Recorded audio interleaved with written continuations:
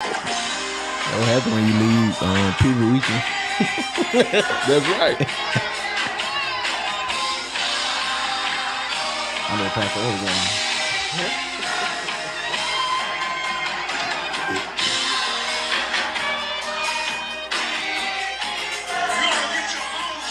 We just gotta listen to it a little bit, guys. It wouldn't be petty moments without something petty. All right. Son, are we live? We live. My son says we live. All right. We are live. I see it. We are live. We are live. Thank y'all so much for tuning in to Petty Moments. Hopefully you've had your Sunday dinner. If you're like me and had the nap, you're up and you realize that the Cowboys are taka. We gotta get right into The famous meme of Jeff Mister. Shout out to Jeff Mister. Go, Jeff. Shout out to Jeff Mister. It's just today. We were doing good before today. I am your host, Pastor P. I'm here with some great people here. Look, I have my co-host. See, you got upgraded. You got upgraded, but then you wore the shirt, so you might be a guest again. One time for Whitney, he's retired. But go ahead and tell them who you are. I'm Vicki Cox with the Ushers Ministry, longtime member of Brown Baptist. Got to keep petty, in check because he get too petty. I agree. And how about the Cowboys? How about them? You got something to say? What about him? Pastor Lowe's. What's going on, y'all? This is my first time on Petty Moments with Pastor Petty and his wonderful crew. I'm Charles Lowe's, Next Generation Pastor here at Brown Baptist Church. And I am a Bears fan. I'm from Chicagoland. You said that. You said that proud. Hey, we lost and we ain't looking good, but I got hope. Keep hope alive. I like that you got hope. But You mean hope in Jesus, I right? got hope in Jesus. Yeah, because it's not the Here it Bears. is, and my hope in Jesus permeates my hope everywhere else. I even That's preach. right. That's right. Come on now. Talk to us, Right. Hey, you all. Pastor Floyd, Pivot Young Adult Ministry here at Brown Baptist. Matter of fact, it's still Pivot Weekend. Yeah, So if you tune in, this is special. Still. I mean, you see, we still hanging out. Now, I don't got black and gold on because, again, purple and gold. But I am a Saints fan, you all, and we lost today, so it really don't matter. Honestly, all our teams lost. I know, right? It is what it is. So I don't think we can be too petty. At least. I am at least going to try my best to be too petty. So first of all, Cowboys fans, I did tell you sooner or later it was going to show up. The Cardinals, it's one thing to lose. It's another thing to lose the Cardinals. So that was bad. That was a little bad. We lost to the Chiefs. You know what I'm saying? Yeah, that's a good loss. That's a good loss. All right, who y'all lose to? No. I mean, it's Green Bay, but the party, we was up by 17. That's bad. I looked at church, I was like, okay. Yeah, we 14, we winning. win. Yeah. I get home. Like what? It's over with. Like, what had happened? Exactly. Maybe just like how you were when you got here. That was when I got here. I'm like, okay, I know we was down a little bit. But you thought they were coming back. No, because I got a text from my family said, okay, he gonna get you Your tonight. your family is wise. He gonna get you tonight. But I It's respect okay. Cowboys. You know why? Because y'all have the best faith. Y'all got the greatest faith. Y'all faith is great.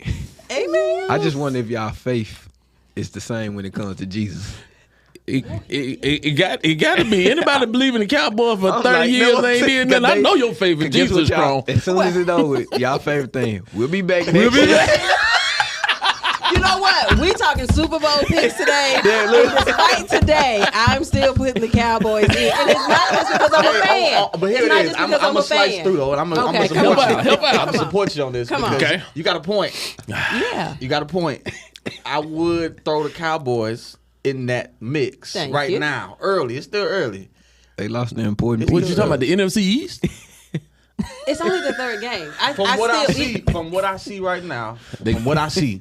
Now look, NFL is different this year. It's a lot of different ups and downs, but I can see unattached. You still see I it. hear you. There we go. Rob Now Mitchell there we said, go. hey, Rob Mitchell just said, he said, petty moments, my team did. So he talking about his team didn't lose.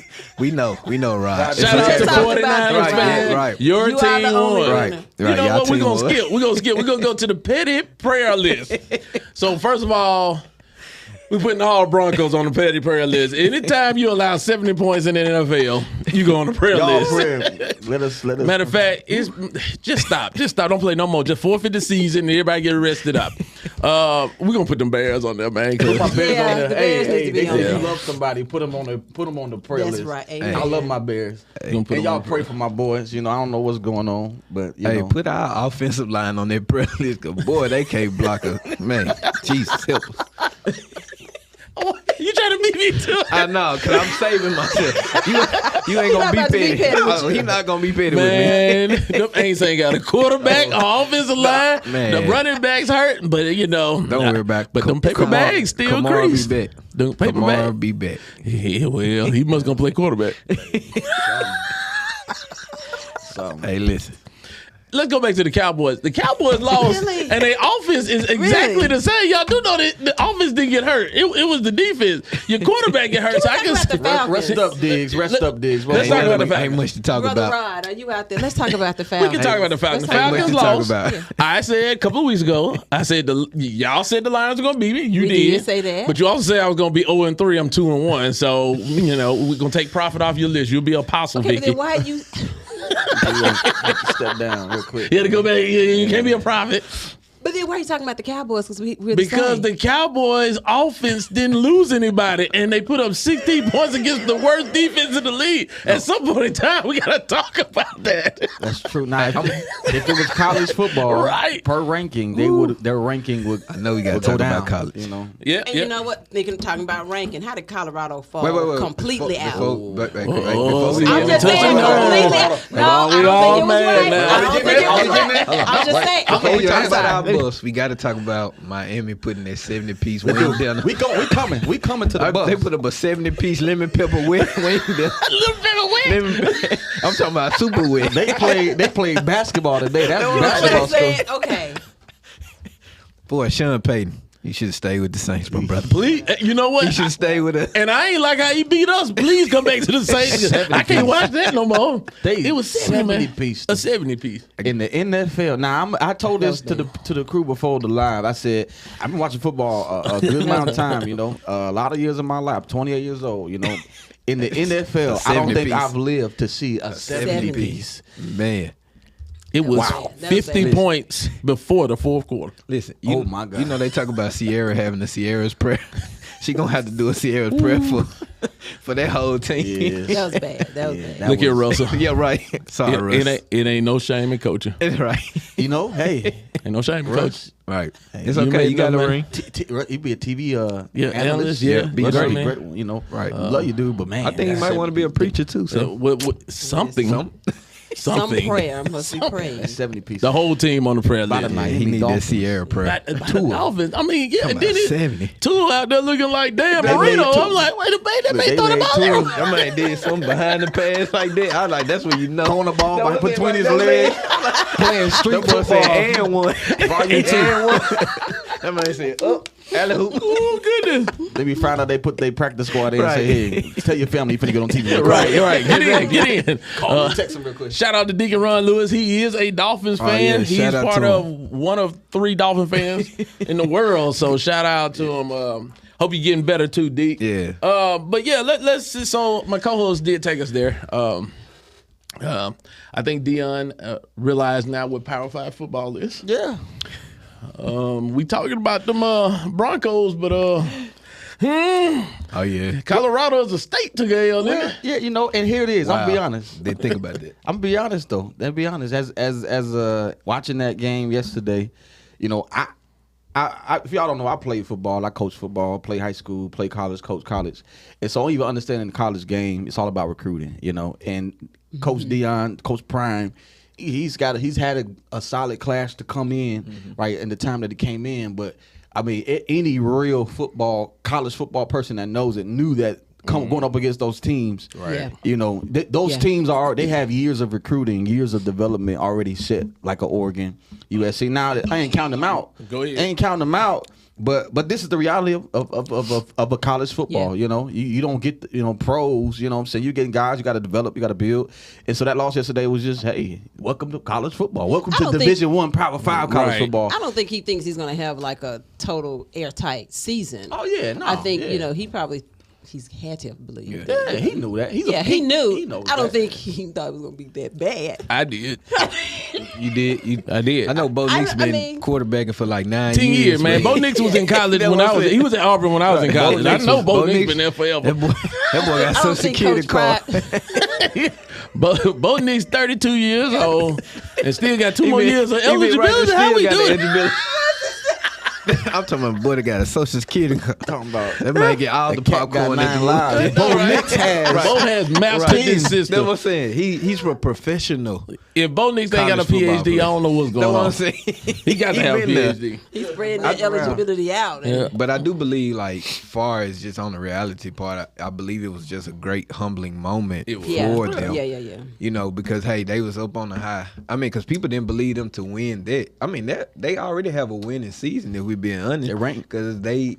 Right. Last year, they way better. One in 11. 1 and 11. Who they play next? USC. No. They finna lose the next 4-5. Now let's get it twisted. They gonna learn some lessons. But I like the aspect. Like I think people, I'll say this, and I'm not disagreeing with you, but I'll say I think people think that they were coming in and may have been very like high in the head, but I just think they were confident. Like you don't go into every game. You don't go into no game. You ain't playing no game. I was taught you don't play no game expecting to lose. Yeah. You know what I'm saying? So if you're gonna play, a Oregon, if you're gonna play a USC, if you're gonna play on the Power 5 teams, you're gonna play Alabama. Like if you're playing at that level, if you feel like you're gonna lose, don't even suit up. Right. You know what I'm saying? Like, and so in that sense, they have to have some type of confidence going into it. And everybody's like, well, they should have been humble. What is that? Listen, is an experience. Next year though, I'm just telling y'all, this recruiting class gonna be crazy. So I think when the aspect of humility in this way, I was saying, far as like when it comes to that team, I look at it as like not so much not having the confidence, but like, okay, we in the real league now. Yeah. Like, it's like a wake up call. Like, okay, this is different. Like, yes, them 3 games they were hard fought, great game, but now this is where the competition is about to heat up. Everybody said that. Matter of fact, the USC game next week is highly anticipated because 2 Heisman opportunities at the moment with him and Caleb Williams. Yeah. So, Caleb ain't no joke. Right. USC, that's next week. Lost. Arizona State, they'll pull that one out. Stanford, lost. UCLA, lost. Oregon State, lost. Arizona, I think they'll win. Washington, lost. Utah, lost. They're going to be better than it was last year. I'm still rooting for them. Absolutely. I'm going to tell you this, too. At this college football offseason going to go crazy. It is. Because a lot of folk going to transfer. A lot of people from big schools, they going to transfer. I'm just telling y'all right now, ain't no profit. A lot of people from business, they going to transfer. And Prime going to take them. Translation, don't put him on the petty. Prime going to take them. Prime going to take them. And I just believe. I mean, this is good for them, y'all. Right. That loss was good for them. I mean, the hype around Colorado is real. You know, it's good for them. They're building. They're going to build a dynasty that we're going to be talking about like an Alabama. Like ask Nick Saban how many hits on the chin he took. Right. Yeah. That taught him like not Colorado knows. Hey, now you know what to fix. Now you know you know who you really are. Yeah. When you play these teams like this, you know. And I agree with you. We kind of talked about that on the previous show. You know, is Dion, a great coach or is he a great marketing? He's an excellent marketer. Oh, yeah. I mean, he's a magnet. Those young guys are going to flock to him. Yeah. My question would be is how long is he going to stay at Colorado? After that loss, he'll be there another 3-4 years. I think he'll be there. Yeah, he need to build a pro. See, I think it's easier to continuously win at the college level. Who wants to go to the pros? He don't want to go to the pros. Yeah, I think he needs to stay there. Now, I don't think he's staying at Colorado forever. No, but I do think if he stayed more than 3, I'd be surprised. Well, I see this. Why I see I it. think he'll stay 3. Coaching college football and coaching NFL is 2 different things. Oh, yeah. You coach grown men, they ain't worried about they're gonna buy into it and extend it they check, right? Yeah. You got college guys that are trying to make it. They trying to do this. They're trying to go to the next level. They're trying to do life. They're still young. These are boys. These are young men, right? Playing this game, and so I think Coach Sanders, Coach Prime. I can see him coaching college indefinitely. Going to the league, that's a whole other. No, I see him coaching college. I'm just wondering how long will he stay at Colorado? I can see, but I give him almost 8 years. I give him 3. You give him 3. I do. I'm gonna give the last performance Taka. It's trash. Swahili for trash. So let's change. Let's pivot. Hey. We want to look at our face statement. So it's been this great weekend here. Yeah. Pastor, was it Goodman? Pastor Goodman. Yeah, Pastor Goodman did it. The Bros. Deep size. Nah. Shout out to Pastor Golden. He did an excellent job, and he kind of said, Saturday you got to get some, the Jonas off of your ship, and then 8 o'clock was. I'm trying to make sure stop crying. Stop crying over this. Yeah, stop crying over this. And then when he got to the last service, even as he went to the altar call, he was like, especially on Young Adult Weekend, he was like, we got to learn how to submit. Yeah. And submit to service, submit to work. So how do we get young adults? That's the question. Since I got since we got four young adults. Four young adults.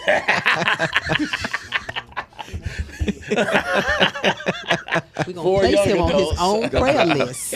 But how do we get how do we get young adults to kind of overcome some of the church attitudes, traditionalism, just sometimes the barrier that's to church and getting in no matter what, and start working. So how do we do that? Tough question, I know.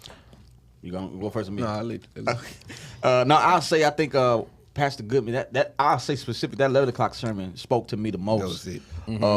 As it pertains to life of ministry, but even the life of a Christian. A lot of us, we feel so entitled to anything, right? Whatever that looks like for you. We feel entitled to be on the stage. We feel entitled to always do this, always be the light, right? Everybody has to serve me, unconsciously thinking that, right? With the mindset to be a leader or the mindset to be elevated.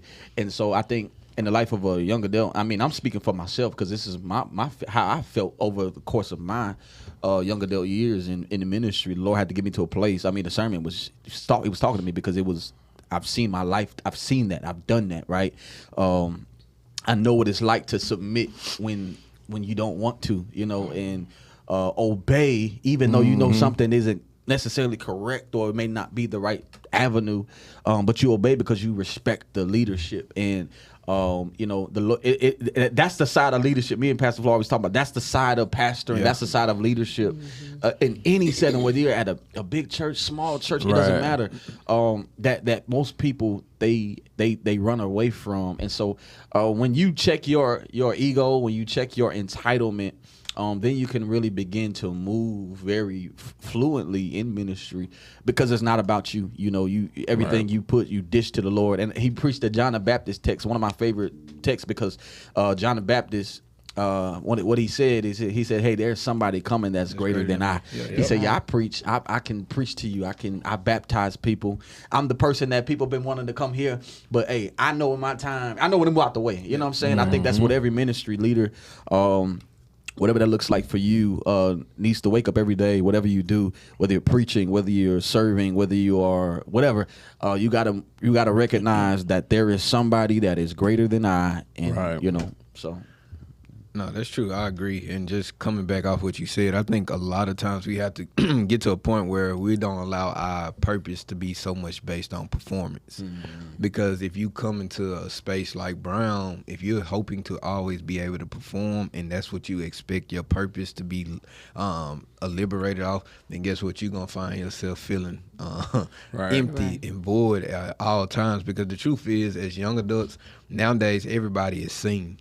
These phones allow everybody to be seen. So maybe if I preach it, maybe if I speak it, maybe I say something, then they will see me. And the truth is, what I liked how the last text, like 11 o'clock, spoke to me so much, because when he was saying there's levels to this, it's truthfully understanding, like, at every level in your life, you still have to submit, no matter what title you have, no matter what name you have, but learning how to serve in whatever role it is.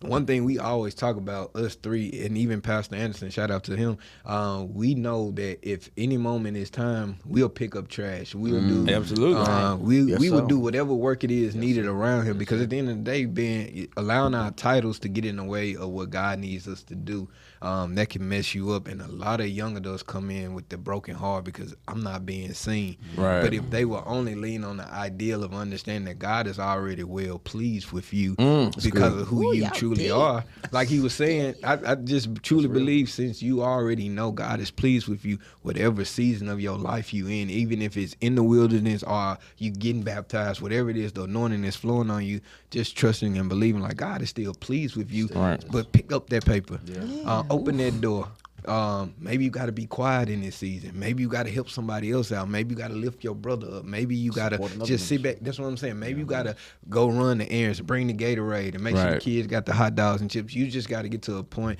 of understanding, like, God, my gifting is still my gifting, but you have me right here, and I'm going to submit to it right here. And I believe when young adults find their way in church to understand my gift does not belittle, but it honestly elevates because I'm truly where God has me at this moment in time.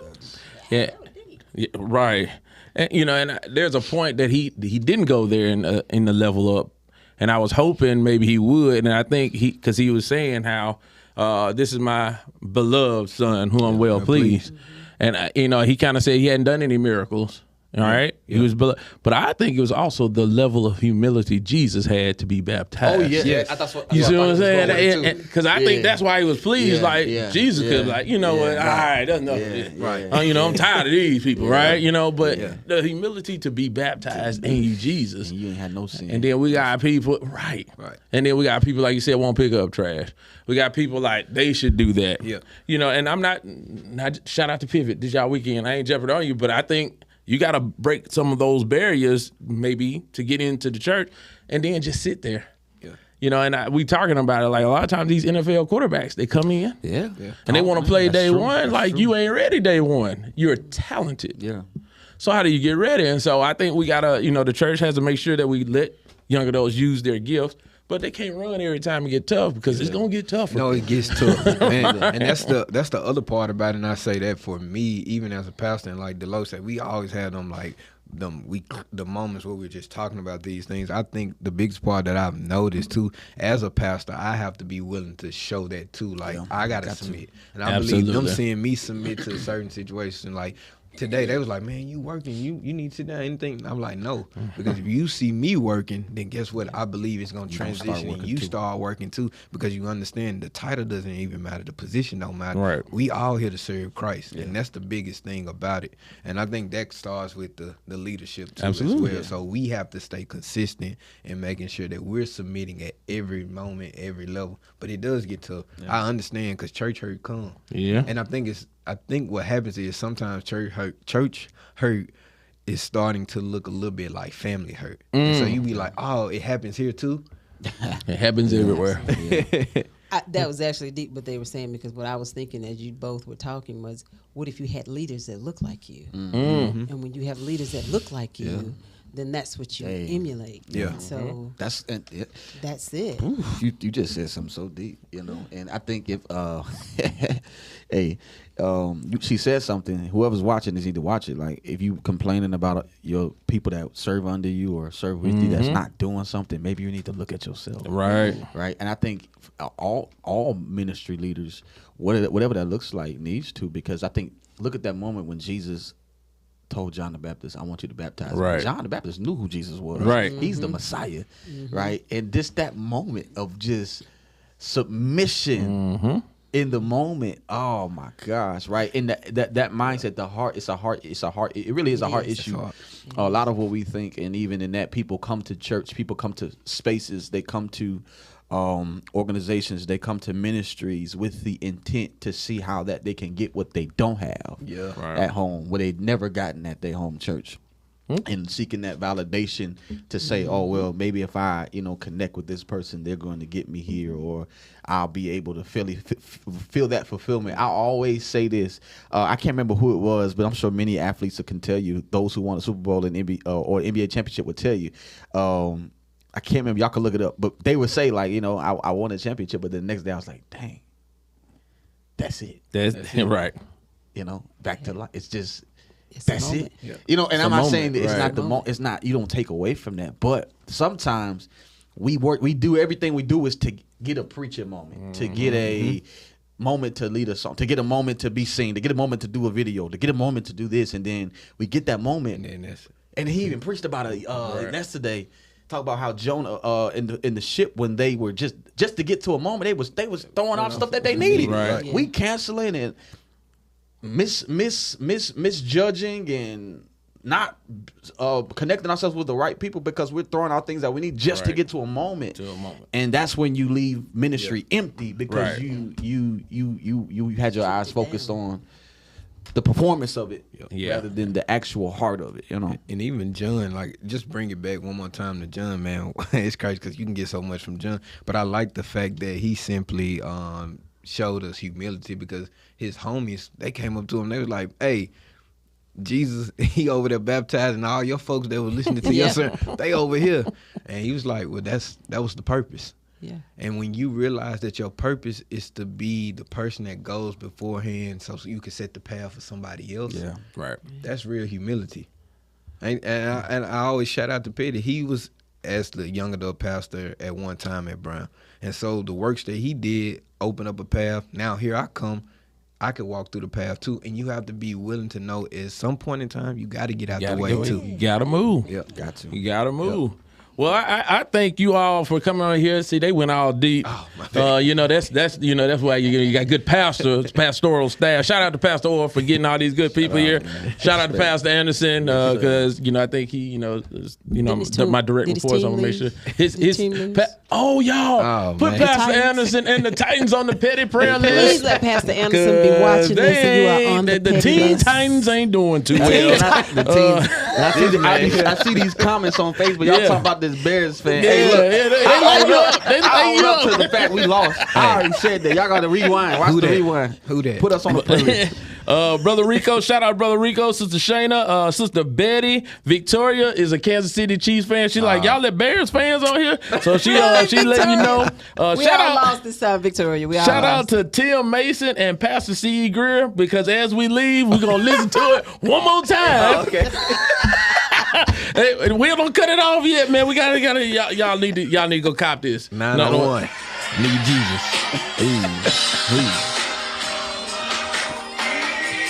Go ahead, Tim. 901 need Jesus.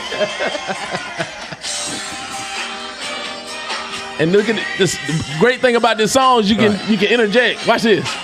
The Bears need Jesus. They do. We do. The Cowboys need Jesus. You know I gotta get on. The Saints, really. The Saints. Oh, We all need Jesus. We all do. all right, Rob Mitchell, the only person that like. Ron Mitchell, shout out. Look, You the made it 49ers through. ain't on the list. Now you know who Watch needs this. Jesus? The Rod. Broncos. The Broncos need Jesus. The Broncos They got need the Lord. Broncos need The Father, the with Son, and the all Holy flats. Spirit. All flats. All flats. I don't know what they doing right now. Oh my goodness. Thank y'all for tuning in. We had a great time. Petty Moments is about just a cheerful heart is good medicine. So we read the Proverbs, Pastor Orr. We do read the Proverbs. Here's your lesson for today. It's pivot weekend, and I need you to pivot. We're going to start. Tomorrow's the 25th. Read Proverbs 25. That's all I'm asking. Then text devotional to 27636 and read the devotional. Yep. Then come on Facebook, and there's going to be a minute manner. Just listen to the devotional in 60 seconds. also pray Then for there's our a young Mid-South. adult think tank. It's Live live. in person. Live So in come person. I need you fill to my show cup. up Yep, come to fill my and cup. watch. All right. Yep. What else we got? Pray for the Mid-South. There you go. It's Pray for the prayer Mid-South. day. We praying all day. So All day 901 long. need Jesus. everyone, 901 needs Jesus. All right. Well, we out. Thank y'all. And we know our mics are still hot because I got my shout out Will P3. Next gen, baby. Next gen. There you go.